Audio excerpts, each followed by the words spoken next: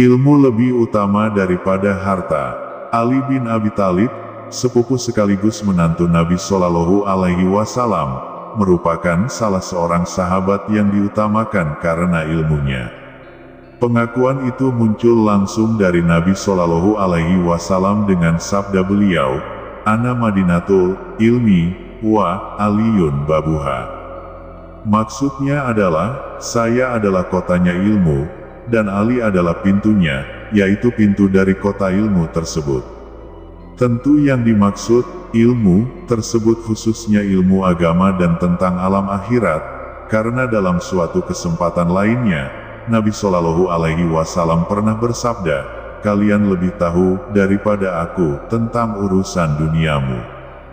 Para sahabat yang selalu samina wa atona, kami dengar dan kami mentaatinya, dengan semua perkataan dan sabda-sabda beliau itu tidak pernah mempermasalahkan, bahkan tidak jarang mereka meminta nasihat dan pendapat Ali dalam suatu permasalahan, walau usia Ali mungkin lebih muda. Dan jika Ali telah memberikan suatu pendapat dan pandangan, mereka akan mengikutinya, termasuk Umar bin Khattab ketika menjadi khalifah. Ketika Nabi telah wafat beberapa tahun lamanya, ada sekelompok orang yang meragukan keilmuan Ali. Sebagian riwayat menyebutkan, mereka itu dari kaum Khawarij, satu kelompok yang mendukung Ali bin Abi Thalib ketika terjadi pertentangan dengan Muawiyah.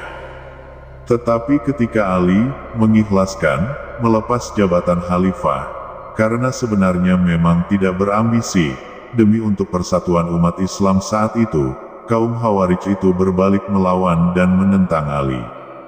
Kaum Khawarij ini banyak penyimpangannya sehingga sebagian besar ulama menganggap sebagai kelompok yang sesat. Mereka ini bermusyawarah dan memutuskan akan mengirim 10 orang dengan masalah pertanyaan yang sama. Jika Ali memberikan jawaban yang sama walau dengan pertanyaan yang sama, maka sebenarnya Ali tidak pantas menyandang gelar sebagai pintunya ilmu sebagaimana disabdakan Nabi Shallallahu Alaihi Wasallam. Orang pertama datang menghadap Ali dan berkata, "Wahai Imam Ali, manakah yang lebih utama, ilmu atau harta?" "Ilmu," kata Ali. "Mengapa ilmu lebih utama?" katanya. Maka Ali berkata, "Sesungguhnya ilmu itu warisan para nabi, sedangkan harta itu warisan dari Qarun, Firaun, Hamam, Syaddad dan lain-lainnya." Orang pertama itu membenarkan dan berlalu pulang. Tentu saja jawaban Ali tersebut bersifat umum, karena ada juga orang yang diberikan kelimpahan harta, dan bisa memanfaatkan dengan baik untuk kemanfaatan hidupnya sesudah mati, baik di alam kubur, terlebih lagi di alam akhirat. Misalnya saja Ummul Mukminin Khadijah radhiyallahu anhu, Abu Bakar as-Siddiq, Utsman bin Affan, Abdurrahman bin Aus, Qais bin Sa'd bin Ubadah, dan beberapa sahabat lainnya.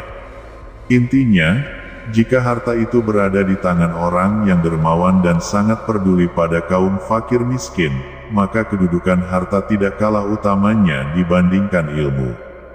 Orang kedua datang menghadap Ali dengan pertanyaan yang sama, dan Ali menyatakan ilmu lebih utama daripada harta. Tetapi ia menyampaikan alasan yang berbeda, ilmu akan menjagamu, sedangkan harta, engkau yang harus menjaganya. Orang itu membenarkan Ali dan berlalu pulang, menyampaikan jawaban Ali kepada mereka yang menyuruhnya. Ketika orang ketiga datang dengan pertanyaan yang sama, Ali memberikan jawaban yang sama pula, kemudian ia menyampaikan alasannya, pemilik ilmu banyak sekali sahabatnya dan murid-muridnya, sedang pemilik harta akan banyak sekali musuhnya, dan orang yang bermanis muka hanya untuk memperoleh pemberiannya, walau mungkin di dalam hati membencinya. Orang itu membenarkan Ali dan berlalu pulang, menyampaikan jawaban Ali kepada mereka yang menyuruhnya. Ketika orang keempat datang dengan pertanyaan yang sama, Ali memberikan jawaban yang sama pula, kemudian ia menyampaikan alasannya, ilmu akan bertambah jika engkau gunakan, sedangkan harta akan berkurang jika engkau menggunakannya. Orang itu membenarkan Ali dan berlalu pulang, menyampaikan jawaban Ali kepada mereka yang menyuruhnya. Ketika orang kelima datang dengan pertanyaan yang sama, Ali memberikan jawaban yang sama pula. Kemudian ia menyampaikan alasannya, pemilik ilmu akan selalu dihormati dan dimuliakan karena ilmunya, tetapi pemilik harta, akan ada saja yang memanggilnya sebagai si pelit, karena ia tidak memperoleh bagian dan manfaat dari harta tersebut. Orang itu membenarkan Ali dan berlalu pulang, menyampaikan jawaban Ali kepada mereka yang menyuruhnya. Ketika orang keenam datang dengan pertanyaan yang sama, Ali memberikan jawaban yang sama pula. Kemudian ia menyampaikan alasannya, pemilik harta harus selalu hati-hati dan menjaga agar tidak diambil oleh pencuri, sedang pemilik ilmu tidak perlu menjaganya. Orang itu membenarkan Ali dan berlalu pulang, menyampaikan jawaban Ali kepada mereka yang menyuruhnya. Ketika orang ketujuh datang dengan pertanyaan yang sama, Ali memberikan jawaban yang sama pula. Kemudian ia menyampaikan alasannya, pada hari kiamat, pemilik harta harus susah payah mempertanggungjawabkan hartanya, sedangkan pemilik ilmu akan memperoleh syafaat dari ilmu yang dimilikinya dan diamalkannya. Orang itu membenarkan Ali dan berlalu pulang, menyampaikan jawaban Ali kepada mereka yang menyuruhnya. Ketika orang kedelapan datang dengan pertanyaan yang sama, Ali memberikan jawaban yang sama pula. Kemudian ia menyampaikan alasannya, jika dibiarkan dalam waktu yang lama, harta akan menjadi aus dan rusak, sedangkan ilmu tidak akan menjadi aus dan lenyap. Orang itu membenarkan Ali dan berlalu pulang, menyampaikan jawaban Ali kepada mereka yang menyuruhnya. Ketika orang ke-9 datang dengan pertanyaan yang sama, Ali memberikan jawaban yang sama pula.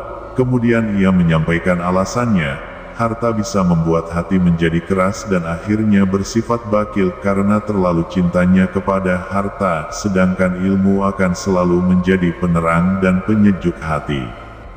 Orang itu membenarkan Ali dan berlalu pulang, menyampaikan jawaban Ali kepada mereka yang menyuruhnya.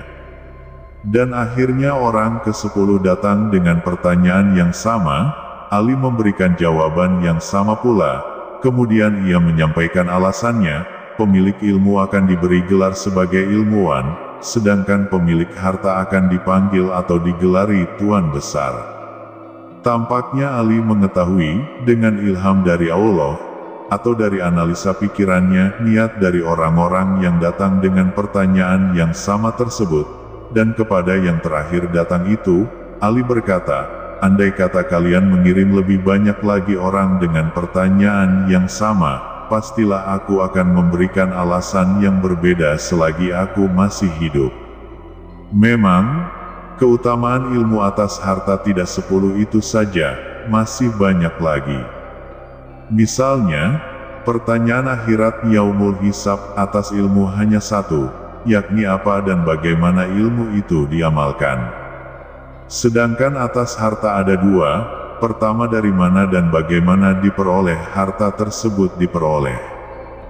Dan kedua, kemana dan bagaimana harta tersebut diamalkan, dibelanjakan. Misalnya lagi, ketika seseorang meninggal, ilmu akan menemani pemiliknya hingga masuk kubur, bahkan bisa menjadi teman dan penolongnya menghadapi malaikat. Tetapi harta hanya akan mengantarnya hingga ke pintu pemakaman, atau sampai ia diuruk dengan tanah, setelah ia akan menjadi milik ahli warisnya.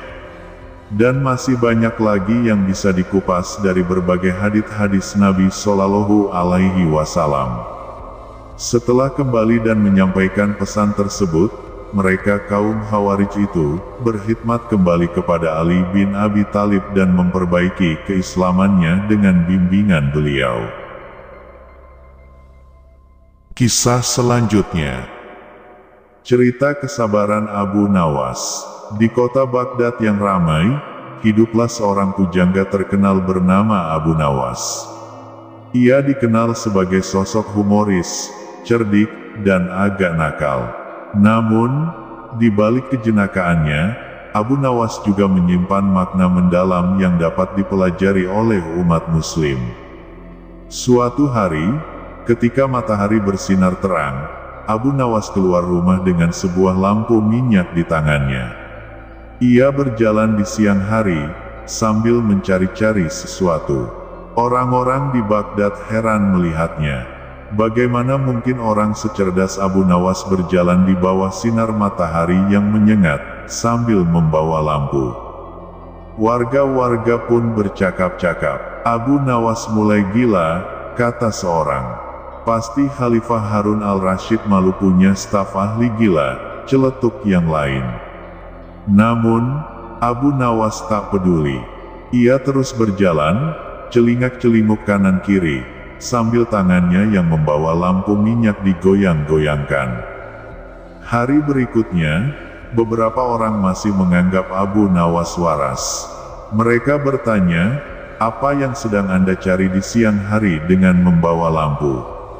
Abu Nawas menjawab singkat, "Saya sedang mencari neraka." Orang-orang semakin bingung. "Neraka ada di akhirat dan itu milik Allah," kata mereka.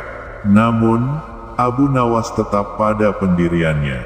Di hari ketiga, ia kembali melakukan hal yang sama, celingak-celinguk kanan-kiri di rumah orang, sambil tangannya yang membawa lampu minyak digoyang-goyangkan. Ketika ditanya lagi, Abu Nawas berkata, "Saya mencari neraka di dunia ini, bukan di akhirat." Kita sering menghadapi ujian dan kesulitan dalam hidup. Kesabaran adalah cahaya yang akan membimbing kita melewati masa sulit. Inilah hidangan kesabaran yang ingin saya temukan. Orang-orang terdiam. Mereka menyadari bahwa Abu Nawas telah memberikan pelajaran berharga tentang kesabaran dan keteguhan hati. Dari hari itu, cerita Abu Nawas mencari neraka di siang hari tersebar luas dan menjadi inspirasi bagi banyak orang. Setelah kejadian mencari neraka dengan lampu minyak, Abu Nawas menjadi perbincangan di seluruh Baghdad. Orang-orang mulai menghormatinya sebagai seorang bijak yang memiliki pemahaman mendalam tentang hidup. Suatu hari, Khalifah Harun al-Rasyid mendengar tentang Abu Nawas dan kejenakaannya. Ia memutuskan untuk menguji kecerdasan Abu Nawas. Khalifah memanggil Abu Nawas ke istana dan berkata, "Abu Nawas, saya ingin kamu menyelesaikan teka-teki ini. Jika kamu berhasil, aku akan memberimu hadiah yang berharga." Abu Nawas duduk dengan hormat di hadapan Khalifah. Khalifah menunjukkan sebuah gelas kosong dan berkata, "Abu Nawas, isi gelas ini dengan apapun yang kamu inginkan, tapi jangan menggunakan air." Abu Nawas tersenyum. Ia memandangi gelas kosong itu dengan penuh perhatian. Beberapa saat kemudian, ia berdiri dan berkata, "Khalifah, gelas ini sudah penuh." Semua orang di ruangan terkejut. Bagaimana mungkin gelas kosong bisa penuh? Khalifah pun bertanya, "Apa yang kamu isi ke dalam gelas itu, Abu Nawas?" Abu Nawas menjawab dengan bijaksana, "Khalifah, saya mengisi gelas ini dengan kesabaran." Kesabaran adalah seperti air yang mengisi ruang kosong dalam hati kita.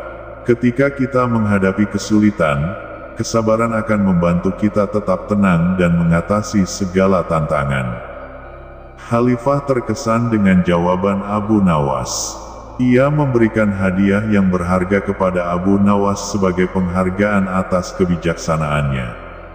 Sejak itu, Abu Nawas menjadi contoh bagi banyak orang tentang arti sebenarnya dari kesabaran. Ia mengajarkan bahwa kesabaran bukan hanya menunggu, tetapi juga bagaimana kita mengisi waktu dan menghadapi ujian dengan bijaksana. Dan begitulah, cerita Abu Nawas tentang kesabaran terus dikenang hingga kini. Jadi, mari kita belajar dari Abu Nawas. Kesabaran adalah kunci untuk menghadapi ujian dan mengatasi tantangan dalam hidup kita. Cerita tentang kesabaran Abu Nawas mengandung beberapa pesan berharga. 1. Kesabaran adalah cahaya. Abu Nawas mencari neraka di dunia dengan lampu minyak sebagai simbol kesabaran. Ia ingin menemukan hidangan kesabaran. Pesan ini mengajarkan kita bahwa kesabaran adalah cahaya yang membimbing kita melewati masa sulit. Dalam hidup, kita sering menghadapi ujian dan tantangan, dan kesabaran adalah kunci untuk tetap tegar. 2. Kesabaran dalam menghadapi ujian. Abu Nawas tidak hanya menunggu, tetapi juga bertindak. Ia mencari neraka di dunia sebagai metafora untuk menghadapi kesulitan. Pesan ini mengajarkan kita untuk tidak hanya pasif menunggu, tetapi juga aktif mencari solusi dan mengisi waktu dengan bijaksana. 3. Kesabaran sebagai kebijaksanaan. Abu Nawas memberikan jawaban bijaksana kepada khalifah tentang mengisi gelas kosong dengan kesabaran. Ia mengajarkan bahwa kesabaran bukan hanya menunggu, tetapi juga bagaimana kita menghadapi ujian dengan bijaksana. Kesabaran adalah kualitas yang memperkaya hati dan pikiran kita. 4. Kesabaran sebagai penguat hati. Abu Nawas mengajarkan bahwa kesabaran adalah seperti air yang mengisi ruang kosong dalam hati kita. Ketika kita menghadapi kesulitan, kesabaran akan membantu kita tetap tenang dan mengatasi segala tantangan. Jadi, cerita ini mengajarkan kita untuk menghargai kesabaran, mengisi waktu dengan bijaksana, dan menghadapi ujian dengan keteguhan hati. Kesabaran adalah cahaya yang membimbing kita menuju kebijaksanaan dan